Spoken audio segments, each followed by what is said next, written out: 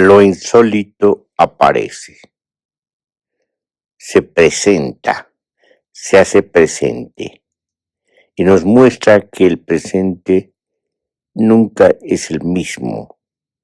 Incluso podemos decir que el presente es único y sin embargo se repite en el periodo, más claramente se repite en los ciclos largos histórico-políticos. Entonces, reaparece, por ejemplo, como paradoja. Por una parte, nos muestra el eterno retorno de lo mismo, pero por otra parte, vemos que este eterno retorno de lo mismo es un eterno retorno a la diferencia, a lo distinto, al eterno retorno singular, por lo tanto diferente, que la repetición no es repetición de lo mismo, sino más bien repetición de la diferencia. Ahí vemos lo insólito en sus distintas formas, en sus distintas maneras de aparecer, sus distintas polimorfas formas de aparecer, en sus distintas singularidades. Hoy asistimos, como hemos dicho más de una vez, a la decadencia, a la elocuencia de la decadencia civilizatoria, social, política. Nos hemos detenido sobre todo en remarcar y hacer hincapié de la decadencia política, donde vemos de manera palpable la desaparición de la política.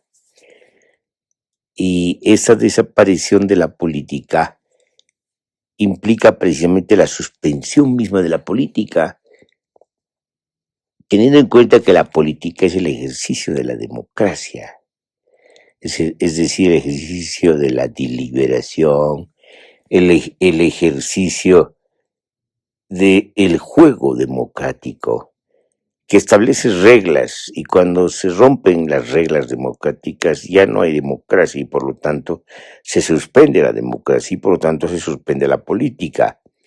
Sabemos que la política también se entiende en términos de la práctica política, no solamente del discurso político, sino de la práctica política. Y en ese sentido hemos entendido que también la política se realiza en términos del ejercicio de la política, que no deja de ser otra cosa que el ejercicio del poder, unas formas particulares, institucionales del ejercicio del poder. Entonces podemos decir que la política es el ejercicio del poder de manera institucional, en el marco de la institucionalidad de la democracia formal. Cuando decimos que todo esto está en decadencia, queremos decir que todo esto está en suspenso, que han estallado sus engranajes y por lo tanto, al no funcionar los engranajes, no funciona la maquinaria política, que nos muestra que hay democracia en el sentido institucional, es decir, en el sentido limitado. Por ejemplo, si hablamos de paradojas y de lo insólito, podemos mostrar que hoy, en plena crisis política de una de las formas de gubernamentalidad clientelar en el continente de Abya Yala, concretamente en Sudamérica, en el corazón de Sudamérica, en Bolivia, asistimos a nombre de la democracia, y en este caso de una democracia sindical muy peculiar que tiene que ver con empresarios campesinos de la producción y cultivo de la hoja de coca excedentaria y de la industrialización de la cocaína, que salen a los caminos a bloquean toda una región, es decir, todo un departamento, Cochabamba, inclusive llegan hasta Santa Cruz, concretamente a Mairana. Y cuando lo hacen a nombre de sus propias reivindicaciones, que son muy peculiares. Entre ellas es reconocer al caudillo caído en desgracia como candidato, es reconocer el Congreso de la UCAeñe, que es el Congreso de una parte del partido oficialista escindido, y sobre todo piden que se suspenda sus procesos que tienen que ver con estupro. Entonces, fíjense lo peculiar de estas reivindicaciones y nos muestra precisamente lo insólito. Y lo más insólito de todo es que la izquierda internacional apoya a esto, apoya a empresarios de la coca excedentaria y de la industrialización de la cocaína como si fueran el proletariado posmoderno, el campesino revolucionario posmoderno. Bueno, esta posmodernidad se parece cada vez más a lo bizarro, a las expresiones bizarras, a la cultura bizarra, al mundo bizarro, donde todo está patas arriba, como quien dice, ¿no ve? Entonces, estamos precisamente ante lo insólito y necesitamos, como hemos dicho más de una vez, decodificar estos signos e interpretar los síntomas de esta decadencia política. ¿Cómo podríamos hacerlo? Bueno, podemos ver no solamente que hay una manifestación y una realización o un desplazamiento y un desenvolvimiento de la decadencia de la que hemos hablado, sino que esas contradicciones nos muestran profundas contradicciones ya escondidas, es decir, ya estaban incubadas antes. ¿Desde cuándo? Bueno, también lo hemos dicho y hemos escrito en ensayos de evaluación crítica del proceso, sobre todo de lo que se llama proceso de cambio. Y hemos mostrado que lo más auténtico del proceso fue su antecedente, las condiciones iniciales del proceso, que tienen que ver con la movilización prolongada del 2000 al 2005, donde están presentes de manera manifiesta distintos movimientos sociales que se niegan a tener una coordinación entre los movimientos sociales, algo que pretendió el MAS, el Estado Mayor del Pueblo, pero que no se efectuó. Ha pretendido superponerse a los movimientos sociales cuando no eran lo más importante los movimientos sociales. El más vinculado a las federaciones localeras hizo 9 marchas en defensa de la coca, que llamaban una defensa antiimperialista de la coca. Digamos, la base, la expresión más genuina de esta movilización cocalera es esta, con la gente de base, que es la del Chapare, que era la más dura y la más consistente en la movilización. Lo demás en el país era muy escasa, presencia del MAS, y obviamente no tuvo una presencia notoria y dirigencial en lo que llamamos la movilización prolongada. Para citar algunas manifestaciones y despliegues muy claros de la movilización prolongada, no estuvieron de ninguna manera en la Guerra del Agua de abril del 2000. Ahí estaba la Coordinadora del Agua, dirigida, coordinada y monitoreada de alguna manera por la Federación de Familias de Cochabamba. A la cabeza estaba Óscar Olivera. Y después vino en septiembre del 2000 lo que hemos llamado el bloqueo indígena campesino a 4 ciudades, El Alto, La Paz, Cochabamba y Santa Cruz, casi durante 2 meses. Y allí no había presencia del MAS. de ninguna manera, y había presencia muy clara de la CSUCB dirigida por Felipe Quispe.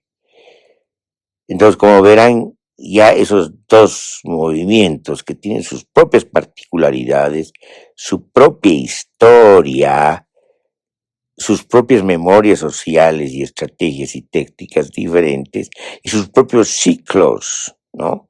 Podemos decir que la Guerra del Agua estaba muy vinculada a un ciclo de resistencias antineoliberales. Si hablamos de esto, tenemos que hablar de 1985, cuando se implanta el ajuste estructural y el famoso decreto ley 21060, que establece precisamente el comienzo del ajuste estructural neoliberal. Entonces, estas resistencias comienzan casi de inicio contra el decreto y después contra la relocalización minera, donde se desarticulan prácticamente a 32,000 mineros que venían de una tradición de lucha, en principio insurreccional, en gran parte insurreccional, fuertemente vinculadas a la ideología del proletariado, plasmadas en la tesis de la COP y en la tesis de Pulacayo, que es la matriz, el antecedente, la base de las tesis de la COP. Entonces, ahí tenemos precisamente un caudal que tiene que ver básicamente con tradiciones anteriores que datan de antes de la Revolución del 52, por lo menos desde la fundación de la Federación de Mineros 1945 y de la tesis de Pulacayo 1946. Entonces, fíjense, tenemos una historia mediana, una historia de ciclos medianos que se empieza a vincular en la etapa de la movilización prolongada con una nueva historia, la historia, por ejemplo, de las resistencias al neoliberalismo que derivan en la gran ofensiva social contra el neoliberalismo que comienza precisamente en la Guerra del Agua. Entonces, hasta ahí teníamos mencionados dos movilizaciones donde no había presencia del MAS en términos dirigenciales. Hemos dicho que lo que ha habido en todo el tiempo de la movilización prolongada, 2000 a 2005, son 9 marchas cocaleras destacables, pero que están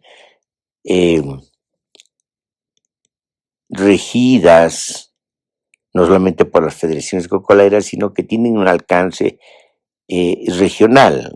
Están vinculadas a la región del Chapare, no eran nacionales. Las expresiones nacionales de la movilización prolongada no tienen nada que ver con el MAS, tienen que ver con otro tipo de organizaciones. Hemos mencionado la Coordinadora del Agua, que tiene un carácter autogestionario, y la movilización del bloqueo indígena campesino, que tiene más bien una memoria larga, por así decirlo, que tiene que ver con el ciclo largo, con las resistencias, las luchas, la rebelión panandina del siglo XVIII, con Tupac Amaru y Tupac Katari, con Bartolina Sisa y Micaela Bastidas.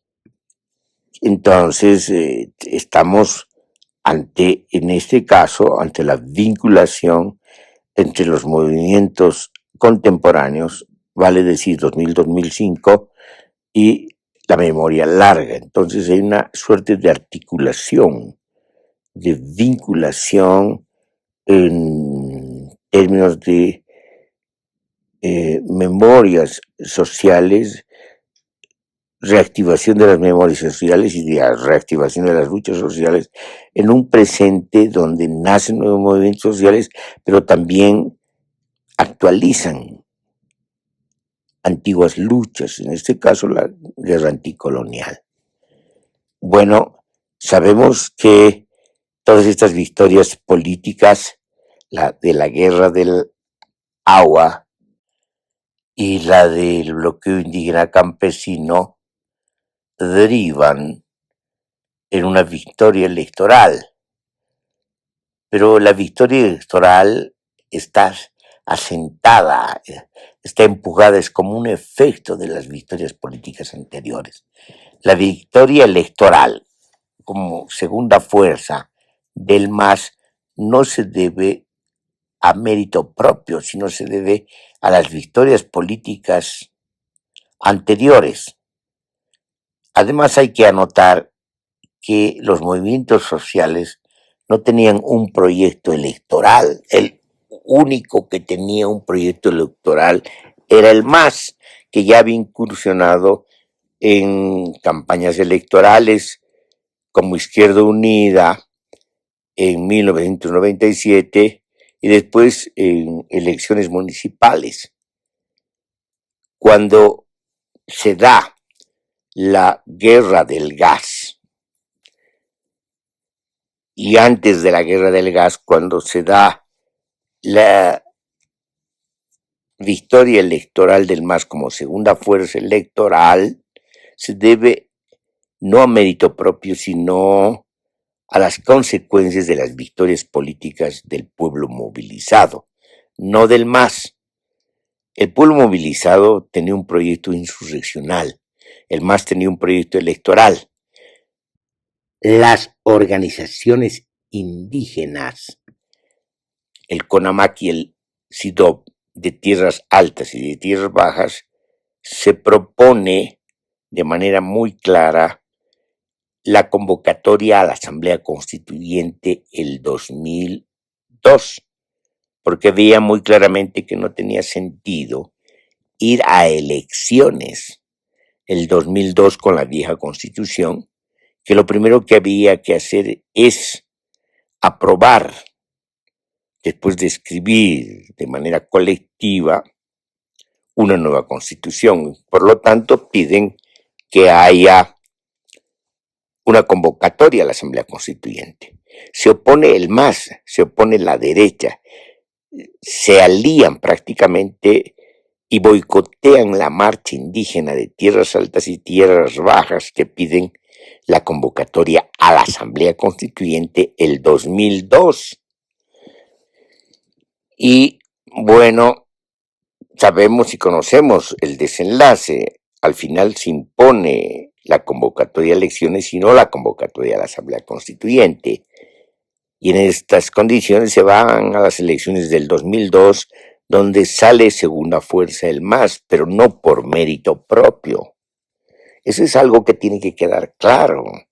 Y es algo obviamente que no solamente se puede contrastar de manera verificable en la hemeroteca, en la revisión histórica, en las fuentes testimoniales, en la descripción historiográfica, sino algo que ha quedado en la memoria social.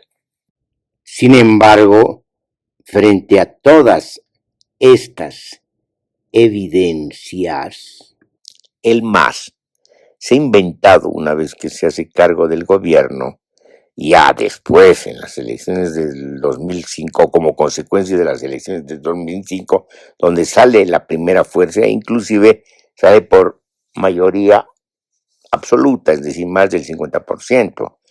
Entonces llegan de manera inmediata al gobierno y ahí sí se inventan esto de que son el gobierno de los movimientos sociales, cuando no lo son, no fueron la dirección de los movimientos sociales en el ciclo de los movimientos sociales de la movilización prolongada del 2000 al 2005.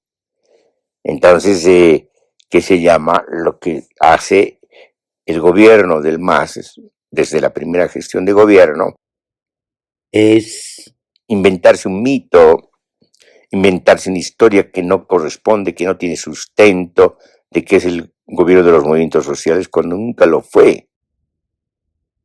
Los movimientos sociales se opusieron a una coordinación y se opusieron de manera muy clara al Estado Mayor del Pueblo, que ahora reaparece, obviamente, en la decisión del MAS en la pugna del MAS por la candidatura a las elecciones del 2025 como un Estado mayor del pueblo que es el que está bloqueando, sobre todo Cochabamba y Mairana, que son los que han salido a bloquear de manera muy violenta, muy agresiva, parando ya más de medio mes. Están en más de 18 días en bloqueo, deteniendo prácticamente toda esta ruta del eje central y de norte a sur, puesto que el epicentro de los bloqueos se encuentra en Cochabamba y alrededor de Cochabamba, pero son bloqueos que son financiados y que están dirigidos por el Estado Mayor del Pueblo y que tienen estas reivindicaciones insólitas de las que hemos hablado.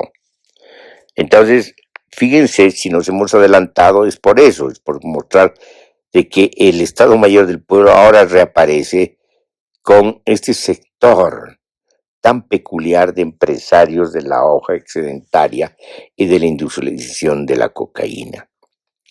Entonces, lo insólito es eso.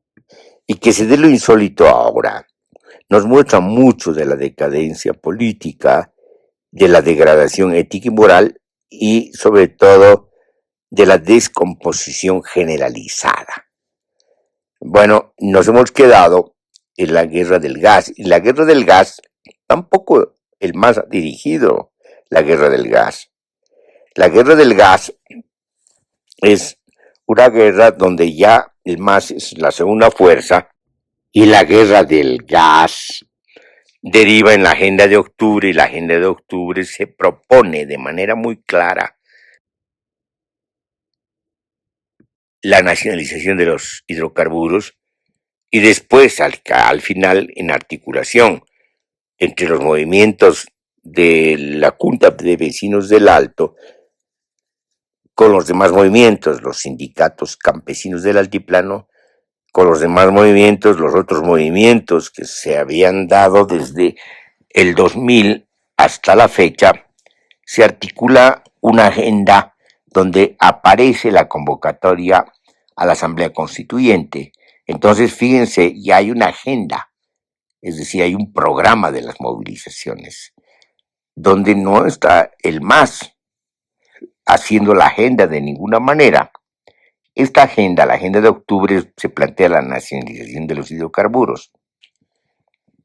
Sin embargo, el MAS, ya siendo segunda fuerza, hace una marcha de Caracollo a San Francisco, en la Plaza San Francisco, donde está la iglesia de San Francisco, y se propone en el debate de lo que había que hacer con los hidrocarburos, donde la derecha, por así decirlo, en el sentido común político, se propone pasar del 18% al Estado al 32% para el Estado, lo demás era para las transnacionales, a 32%. El MAS propone el 50-50% cuando ya hubo la agenda de octubre que proponían la nacionalización.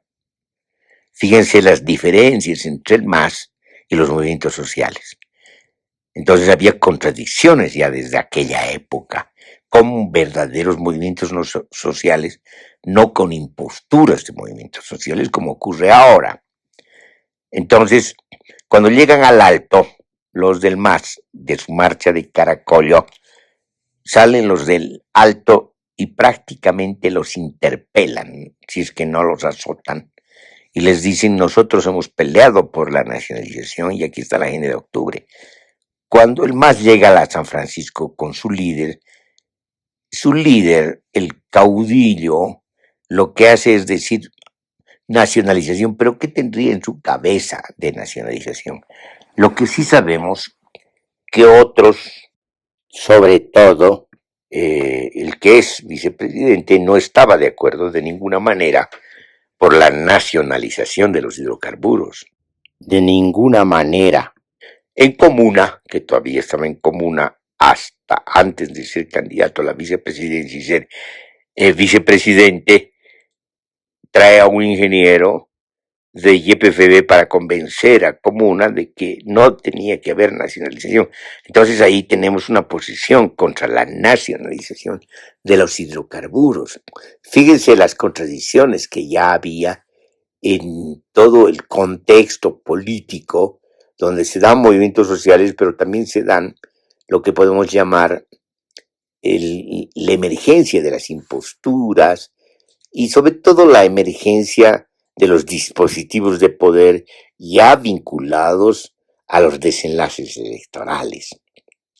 Entonces ya tenemos un contexto bastante claro hasta el momento, donde por un lado tenemos un proyecto electoralista, un proyecto que lo llamaremos en principio reformista,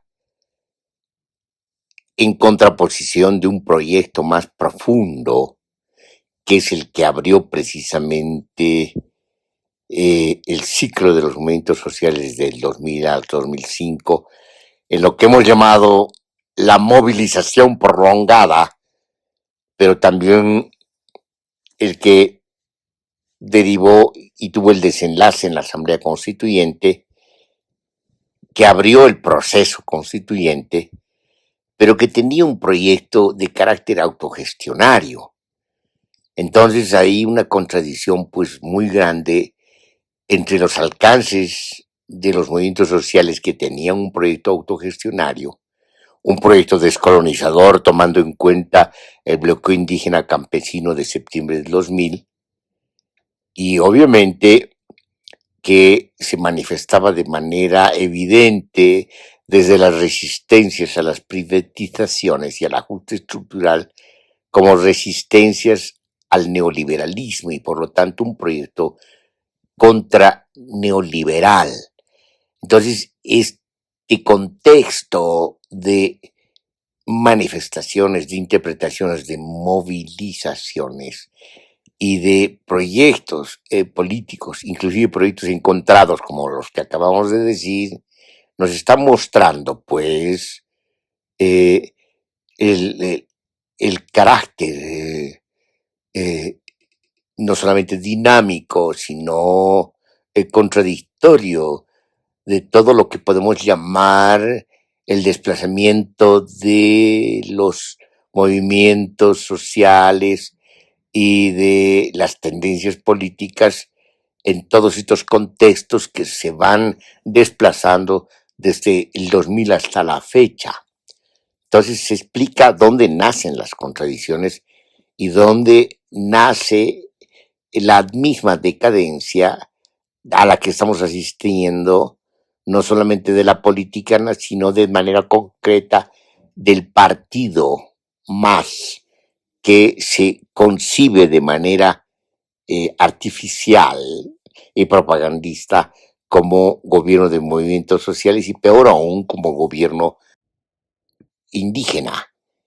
Entonces ya tenemos pues también la performance de esta propaganda, este mito político, donde, digamos, se hacen montajes, se hacen espectáculos que tienen que ver básicamente con la puesta en escena para legitimar lo que definitivamente es una contradicción entre lo que se dice y lo que se hace, entre la práctica discursiva y la práctica política, entre la demagogia y el ejercicio violento del poder. Entonces, hasta ahí vemos que ya las contradicciones, no solamente los movimientos sociales, van desplazando y van desordenando, digamos, el orden político, la correlación de fuerzas, van cambiando la correlación de fuerzas en beneficio de los movimientos sociales y del pueblo, pero también estamos viendo la emergencia de las contradicciones que se van a convertir en verdaderos obstáculos políticos y también ciertamente en obstáculos para la comprensión de lo que ocurre en la medida que va prosperando la propaganda, la política, el mito, la impostura, que después va a adquirir dimensiones descomunales cuando el MAS se hace del gobierno.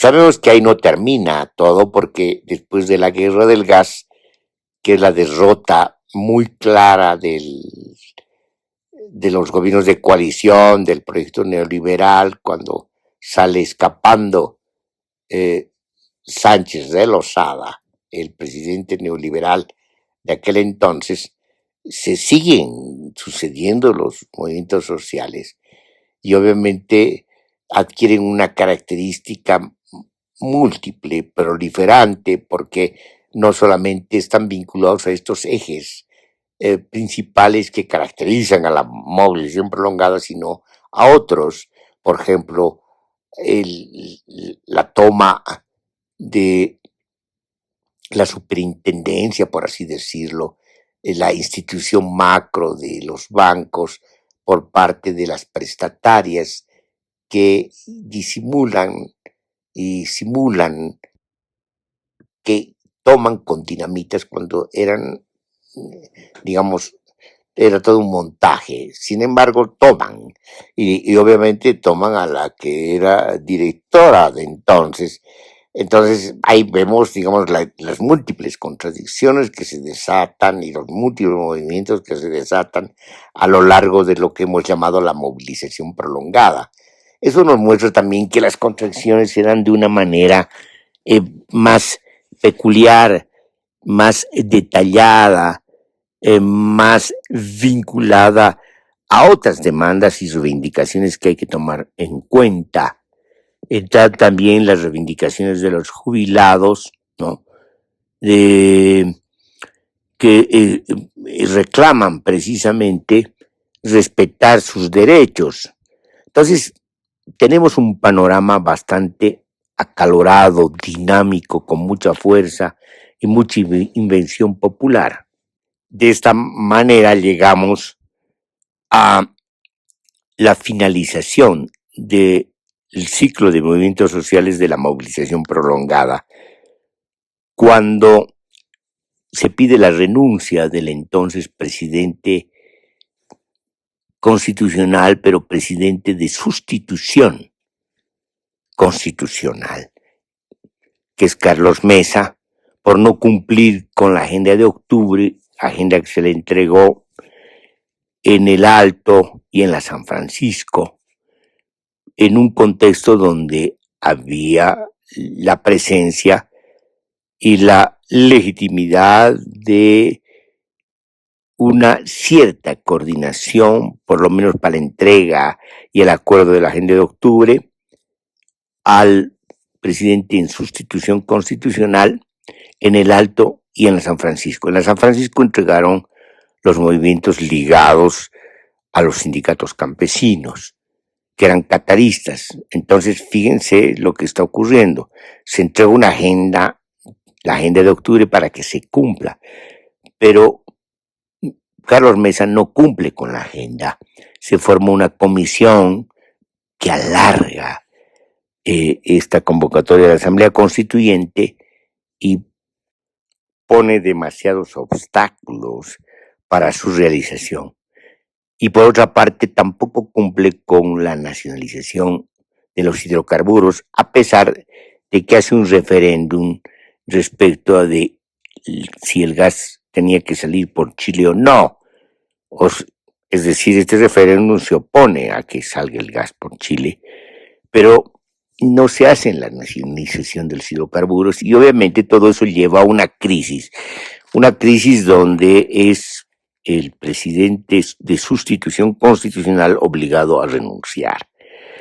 Después de esto se viene otra crisis cuyo desemboque está en Sucre. El Congreso se reúne rápidamente en Sucre buscando una sustitución constitucional que podía darse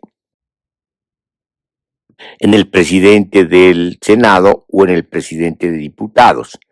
Pero el pueblo se opone a que sea en cualquiera de ellos y toma Sucre, obliga al Congreso a renunciar, es decir, a renunciar al presidente del Senado y al presidente de diputados, porque no quería que ninguno de ellos, que eran considerados de expresión de derecha, de partidos de derecha, sean los de la sustitución constitucional después de la renuncia de Carlos Mesa.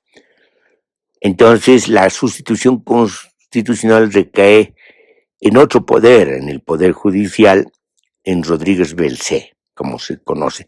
Pero ya no se le entrega la agenda de octubre, sino se le encomienda la tarea de convocar inmediatamente a elecciones. Lo que viene después lo conocemos. Las elecciones las gana el MAS, como dijimos, por mayoría absoluta, cuando ellos esperaban que todavía no ganen por mayoría absoluta y se preparaban para una movilización, se hacen cargo del gobierno de manera inmediata. De manera resumida podemos decir que la mejor gestión, la gestión progresista propiamente dicha, se da entre el 2006 y 2009, cuando se convoca a la Asamblea Constituyente y se nacionalizan los hidrocarburos. Es decir, se nacionalizan los hidrocarburos el 1 de mayo, el Día de los Trabajadores, de la primera gestión de gobierno de Evo Morales Ayma, y se convoca después a la Asamblea Constituyente. Entonces, con esto se inicia el proceso constituyente, y la Asamblea Constituyente, que conocemos que dura 1 año y 4 meses, más de lo que debería durar, se tiene que ampliar por las dos crisis de la Asamblea Constituyente, la crisis de los 2/3, ¿no?, de la aritmética de las decisiones, y la crisis de la capitalía de la sede de gobierno. Entonces, ya podemos decir que incluso la Asamblea Constituyente vive dramáticamente su propio desenvolvimiento. Entonces, como verán, las concesiones se van traspasando, digamos, a otros escenarios, en este caso el escenario de la Asamblea Constituyente. Hemos hablado en otros ensayos, en otros escritos, en otras exposiciones al respecto. No queremos alargarnos en este punto, sino remitirnos a lo que ya escribimos y dijimos. Pero lo que importa aquí precisamente es de que hacer notar, hacer hincapié en que las contradicciones están mostrándonos otro contexto, ya empiezan a diseñar, a configurar otros contextos, que es el contexto de las contradicciones del MAS en el gobierno. Entonces, la primera contradicción del MAS en el gobierno tiene que ver precisamente con un tipo de decreto ley de Héroes del Chaco, de nacionalización de los hidrocarburos, donde solamente se nacionaliza por 1 año al 82% para el Estado y el resto para las empresas transnacionales, hasta que se formalicen y se aprueben los contratos de operaciones, previa auditoría técnica que la tenía que realizar y la empezó a realizar y empezó a avanzar y casi terminar el ingeniero Mariaca. Entonces, las contradicciones adquieren un carácter institucional, es decir, las contradicciones se hacen institucionales, porque ya en el decreto ley, si nosotros revisamos, no afectan a los pozos antiguos, sino a los pozos nuevos. No hay exactamente una nacionalización en el decreto ley. Pero por otra parte, el decreto ley solamente dura 1 año y después se cumple lo que dicen los contratos de operaciones. Y los contratos de operaciones, como hemos dicho más de una vez, son la realización clara de la desnacionalización de los hidrocarburos, porque se entrega el control técnico a las transnacionales y se vuelve a lo que ya pedía el MAS en su marcha de Caracollo, del 50-50%, es decir, se retrocede de la agenda de octubre, no se cumple con la agenda de octubre, hay una traición a los movimientos sociales, y por otra parte, solo se añade el 12% del impuesto especial. Y entonces se tiene 62%, pero todo esto de los porcentajes son relativos porque no hay ningún control técnico de cuánto sale a las transnacionales por los conductos del gas. Entonces, ahí tenemos un gran problema. Y por otra parte, queda muy claro que no hay nacionalización desde el punto de vista fáctico, no hay expropiación de las empresas nacionales, sino que se quedan. Y por otra parte, tampoco hay fundación de YPFB, sino que YPFB se convierte en una entidad administrativa y se asocia con las transnacionales, es decir, es un engaño del tamaño gigantesco al pueblo boliviano que se ha movilizado por la nacionalización de los hidrocarburos. Pero todo esto se encubre por un montaje publicitario y un montaje espectacular donde llevan a militares, aparecen en fotografías donde muestran que están tomando, que está tomando el Estado las plantas, pero en realidad es una puesta en escena, porque en realidad nunca se expropia las transnacionales y se quedan hasta hoy día, y se quedan a tal punto de que son tan fuertes que boicotean, además, las condiciones que establece la propia Constitución. Las transnacionales van a pedir de manera muy clara y directa de que se revisen 2 artículos de la Constitución que establecen que se debe abastecer al pueblo boliviano a precios nacionales y el excedente se exporte a precios internacionales. Fíjense, dándoles esa presencia y esa tuición, reconociendo inclusive a las transnacionales ya en la Constitución, cosa que es una contradicción. Si hay nacionalización no puede haber presencia de empresas transnacionales. Fíjense, las contradicciones también se transmiten pues a la propia Constitución. Por otra parte, se exige la exploración y obviamente las transnacionales chantajean, dicen que no van a invertir en exploración mientras no se modifiquen los artículos, 2 artículos de la Constitución, que establece precisamente el abastecimiento nacional a precios nacionales y la exportación del excedente a precios internacionales. Fíjense, las contradicciones no solamente adquieren un carácter institucional, como dijimos, sino un carácter político y económico, de chantaje y de coerción por parte de las transnacionales. Y sobre todo esto sobresale porque estamos en el primer la primera y segunda gestión del gobierno del MAS, donde todavía el MAS es suficientemente fuerte, pero ya está incorporado a acuerdos secretos con las empresas transnacionales.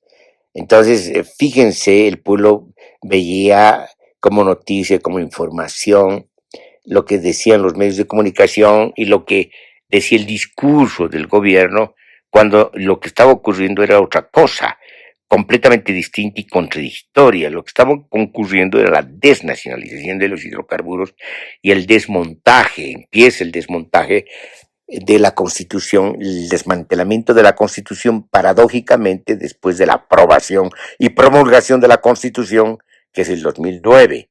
Entonces, fíjense, las contradicciones tienen ya dimensiones más fuertes, con mayor irradiación. Entonces, no podemos sorprendernos de lo que ocurre ahora.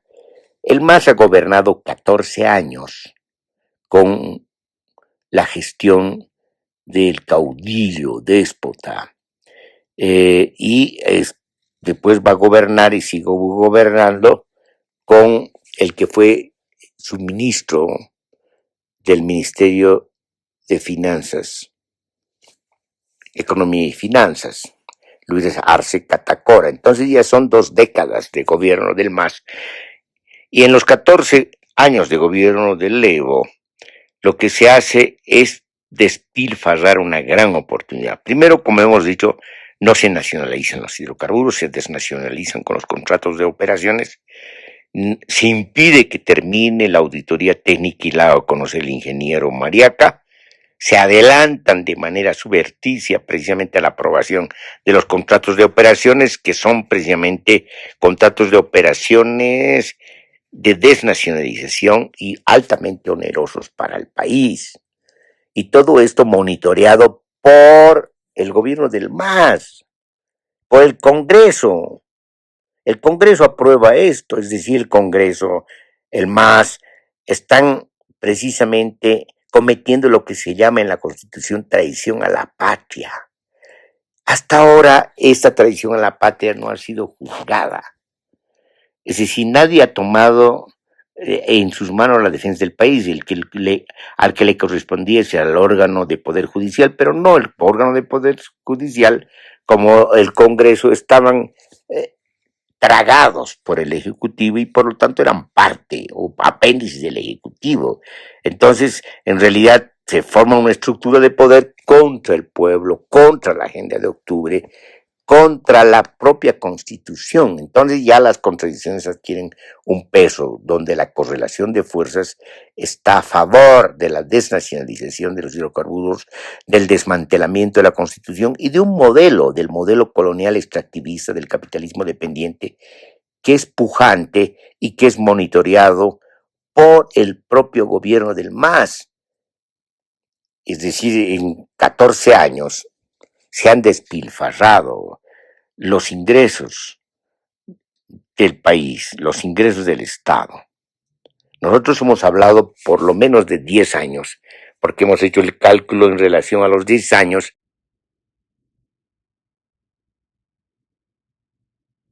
del no muy prestigioso texto, a pesar de su propaganda, del modelo social comunitario, libro que presenta el entonces ministro de Economía, Luis Arce Catacora, donde lo que hay son estadísticas de 10 años obviamente de la pujanza económica, del crecimiento económico, pero eso no tiene nada que ver con un modelo social comunitario.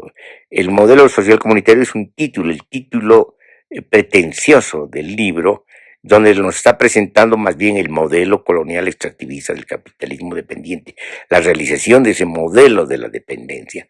Entonces, fíjense, llega el montaje al extremo de lo burlesco, de lo comediante, porque patentemente se muestran otras cosas y se hacen otras cosas completamente diferentes, ya no a los discursos, sino a un libro que tiene precisamente de descripción estadística del modelo colonial extractivista del capitalismo dependiente.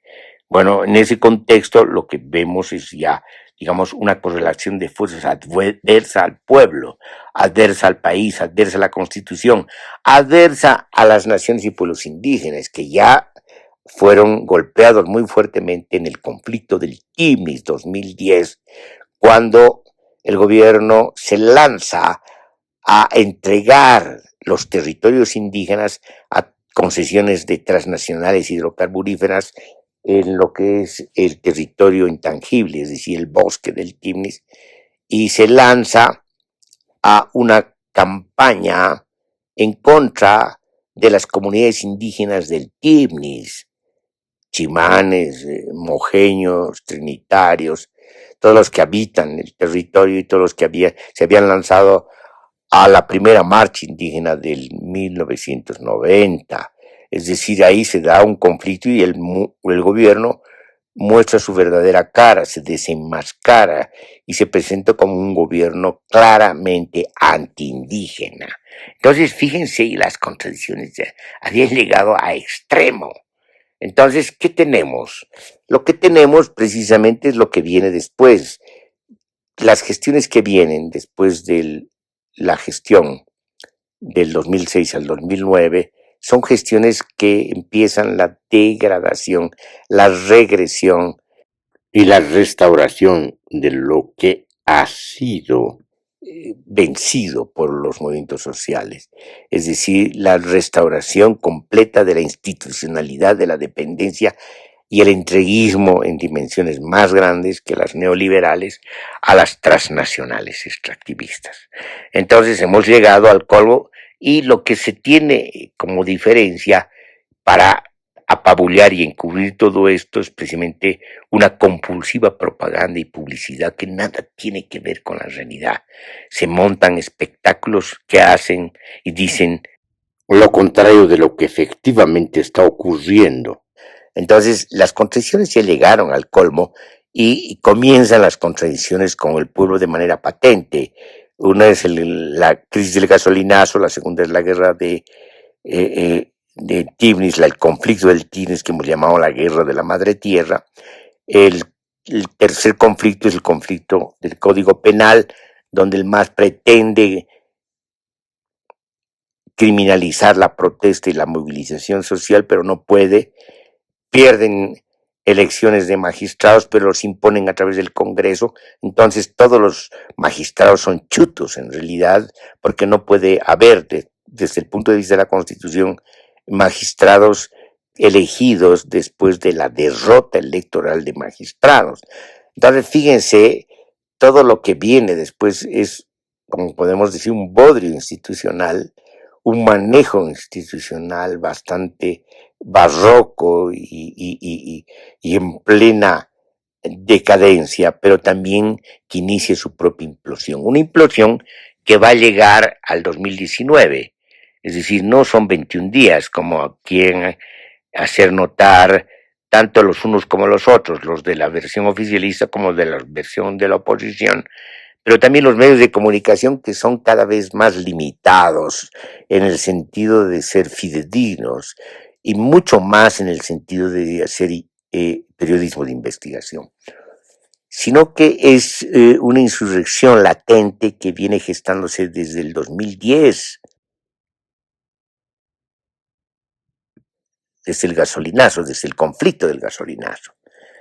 Entonces el 2019 estalla pues, pero obviamente hay una serie de montajes, no solamente el oficialismo, también de la derecha, que en principio retrocede ante la movilización, pero después se sube a la cresta de la ola con del Comité Cívico de Potosí y de Santa Cruz, Pumar y Camacho, y pretenden, digamos, ser los que dirigen todo esto cuando no son, porque digamos la insurrección es latente desde el 2010 y la movilización se prolonga por distintos escenarios. Uno de los escenarios más importantes es de los voluntarios que van a apagar los incendios en la Amazonía, ¿no? Y el Chaco, donde ya se queman 7 millones de hectáreas, y son los bomberos que denuncian precisamente lo que está ocurriendo, que apagan los incendios y vuelven a encender, lo mismo que ha ocurrido ahora, este año, donde se han quemado más de 10 millones de hectáreas. Es decir, el modus operandi continúa, un modus operandi del tráfico de tierras, donde el conglomerado burgués, la burguesía rentista que gobierna, la burguesía de los colonizadores que se llaman a sí mismos interculturales, los avasalladores, sobre todo gente del Chapare, porque es gente del Chapare la que se ha hecho dar con el INRA tierras y donde se han asentado comunidades fantasmas. Solo el 15% de las comunidades se han asentado, las demás son fantasmas, han ido a quemar tierra, a arrasar, a martirizar las tierras, a destruir los bosques, a destruir la vida para hacer tráfico de tierras. Es decir, la historia se vuelve a repetir. En otras palabras, el gobierno, las gestiones de gobierno llegan al máximo de la destrucción ecocida, etnocida y podemos decir de genocidio diferido. Y en ese sentido asistimos pues ya a una contradicción que llega al extremo de violencia, de violencias. Y en ese sentido, que se llama, hemos asistido primero a la implosión del 2019, implosión, ningún golpe de Estado, porque además lo que ha ocurrido son reuniones entre la derecha y el MAS, acuerdos entre la derecha y el MAS, para dar lugar al gobierno de transición, y esas reuniones han sido monitoreadas por Tuto Quiroga, que es el único de la oposición que ha salido adelante, que ha sido figura, y obviamente al único que no se lo ha juzgado. Las dos versiones distintas, que es golpe y de los oficialistas del MAS y que es fraude los de la oposición, son dos versiones muy artificiales que no llegan al asunto más profundo, a la causa más profunda, que es precisamente la implosión. Es decir, no negamos que haya habido fraude, porque lo que se constata y lo que ha constatado es que ha habido fraude, porque ya era una minoría el MAS desde la derrota de las elecciones de magistrados.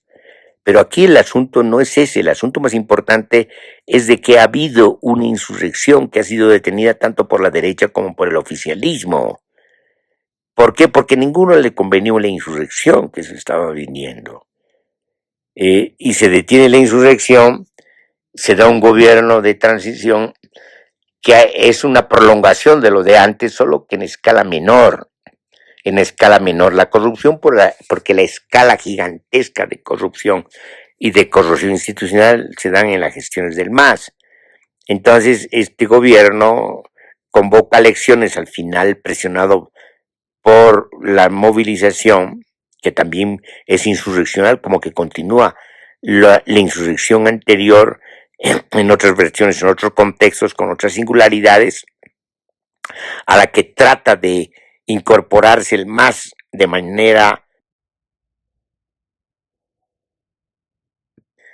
manipulada, se incorpora el MAS, pero con financiamiento, se toma sama y pata, pero cuando se dan cuenta el caudillo déspota de que todo esto beneficiaba a Felipe Quispe, que era el que encabezaba verdaderamente la movilización insurreccional, retiran el apoyo, se retiran y dejan solo al alto y al altiplano en una movilización insurreccional contra el gobierno de transición. Fíjense de lo que son capaces. Esta gente que ahora se está movilizando en estos bloqueos son capaces de eso, son capaces de las traiciones más altas a la movilización social. Y lo que están haciendo ahora es la continuidad de sus propias traiciones, la patentización de sus propias traiciones, llevando al país a un derrotero abismal, es decir, al colapso, ¿no ven?, económico-social, solo por una guerra intestina del partido oficialista que está en plena implosión, en plena escisión, en plena guerra intestina. Entonces, estamos precisamente ante, digamos, el acabose, la clausura del ciclo, no solamente de las gestiones de gobierno neopopulistas, sino del MAS. Entonces, en este contexto, hay coletazos de muerte desesperados, que son precisamente los que se transmiten en los bloqueos financiados.